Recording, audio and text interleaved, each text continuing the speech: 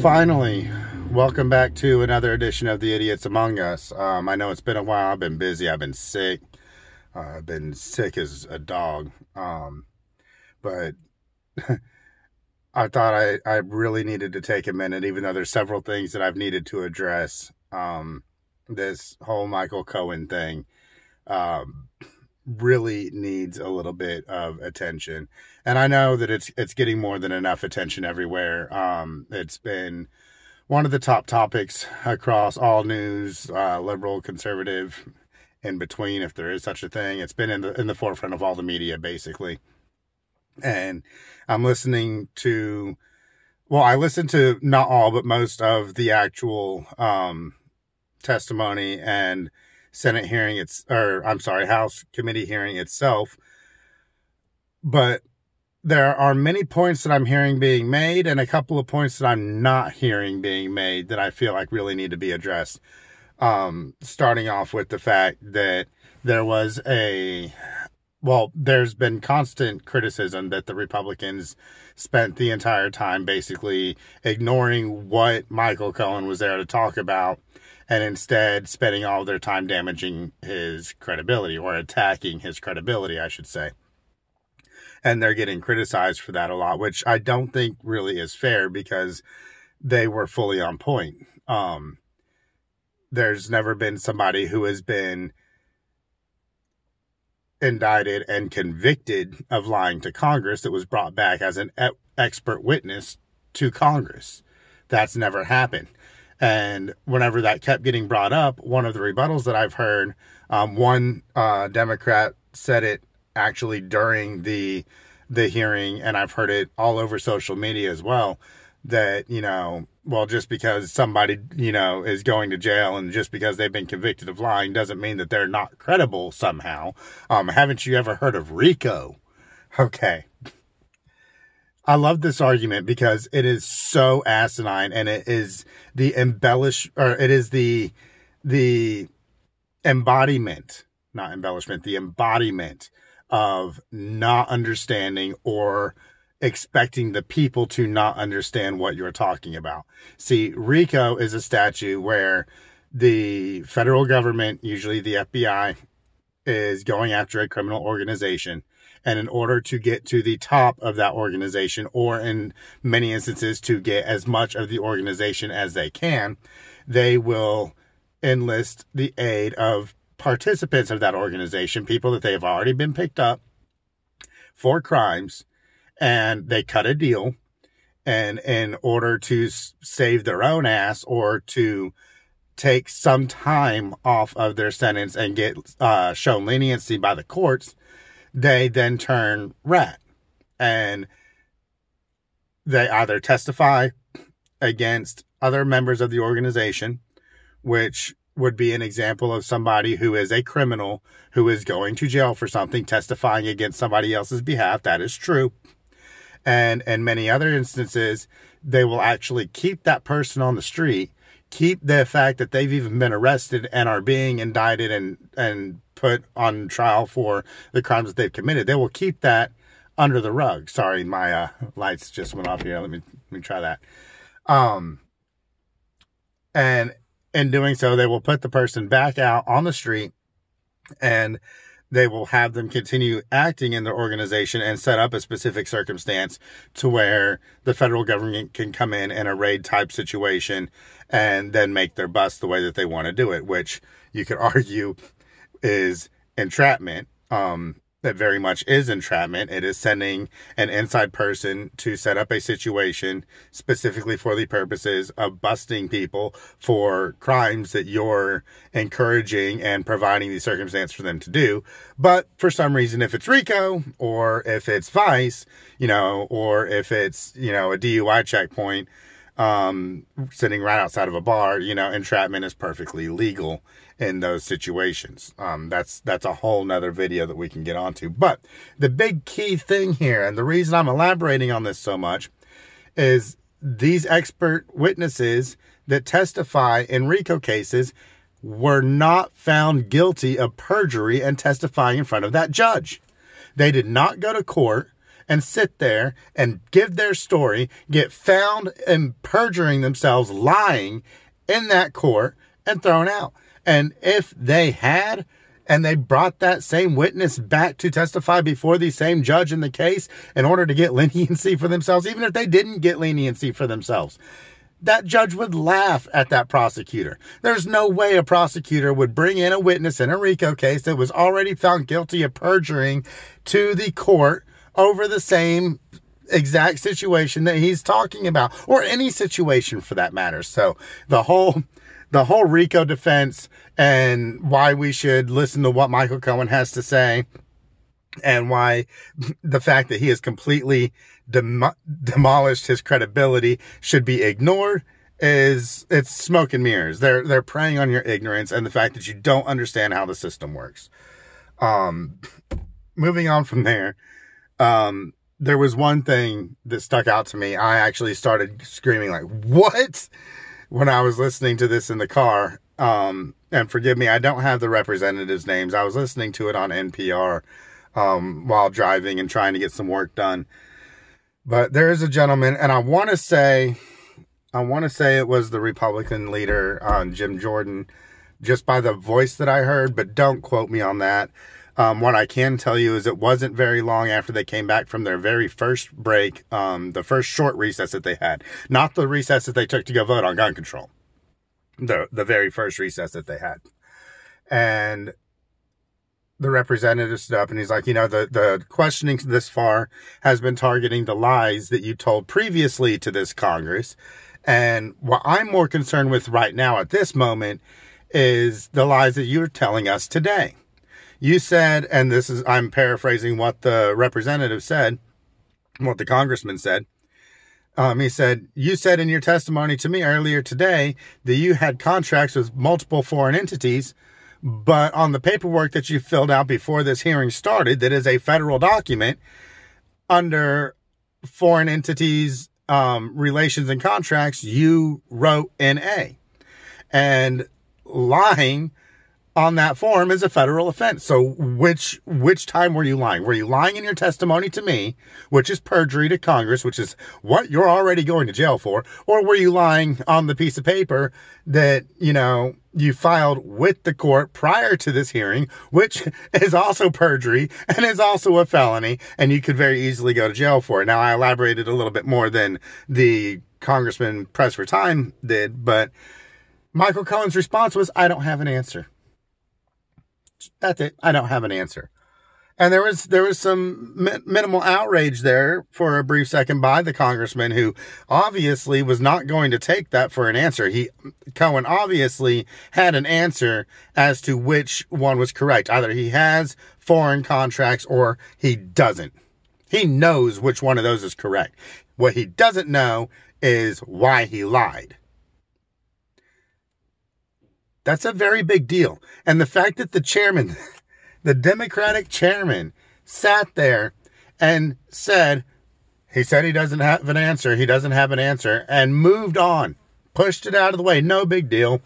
You just caught him in perjury to Congress again today in this testimony. But I find it important, so we're just going to ignore that. We're going to keep going. And I thought for sure that would get picked up. Haven't heard it picked up on InfoWars. Haven't heard it picked up on 8:20 a.m., whatever the station is. Haven't heard it picked up on NPR. Haven't seen it on Facebook. Haven't seen it anywhere. But that to me is a very big key point of that entire testimony. It shows that, once again, like the Republican body was saying, Michael Cohen will say and do whatever he can to serve Michael Cohen, which means he is not credible. And lastly, there's a point where Representative stood up and he asked Mr. Cohen, he's like, so you heard about the phone call from Roger Stone to the president and informing him that there would be releases coming out from WikiLeaks? And he said yes. And the congressman asked for clarification on the date. He's like, that was in July, right? Do you remember what day? And Michael Cohen said it was the 18th or 19th I don't remember, but I think it was the 19th. Said, okay, but it was for sure in July, correct? Michael Cohen said, yes, I believe so. And the congressman responded back. He's like, I would like to submit into evidence that Julian Assange made this announcement to the media. It was public knowledge in June. And he went on to say, and I got a chuckle out of it. He's like, I'm not saying that you have fake news. I'm saying you have old news. So he submitted evidence that proved that Julian Assange made the statement that the emails from Hillary were going to be released to the public. In fact, the day that he said was going to be released, it was a big upset. All sorts of media, myself, people that I work with, we stayed up late and we listened to this only to find out that Assange wasn't going to actually release it that day. He just gave some more information, but the leak was to come, and it eventually did. But nevertheless, this was submitted to the record. Now, this is important. It was submitted to the record that the information was public knowledge prior to the phone call from Roger Stone to the president stating that the emails would be released from WikiLeaks in the near future and that Michael Cohen was privy to this conversation. There are two reasons why this is important. One, later on in the same testimony, it was brought up again by a Democrat in almost the same kind of wording, verifying that Roger Stone made the call, verifying the date, verifying that it was about the email releases coming from WikiLeaks, but without the acknowledgement that this information was already public knowledge, which feeds into a theory that I actually got from NPR because that's who I was listening to in order to get the live coverage. And during that first break that they took, they had some pundits sitting there at their little round table, and they made the point that they think that the Democrats are really using this for sound bites, to get those picture perfect, credibility damaging sound bites against the president that they can spew out all over the media. You know, probably the most honest thing I've heard out of an NPR roundtable in a long time.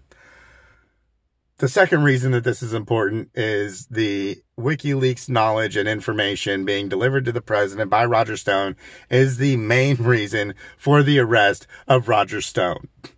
So the evidence that whoever that representative, that congressman was, presented during this hearing as evidence that Julian Assange's announcement was made public to the media basically exonerates any reason for them to continue with any sort of prosecution for Roger Stone, because that's exactly what it was about.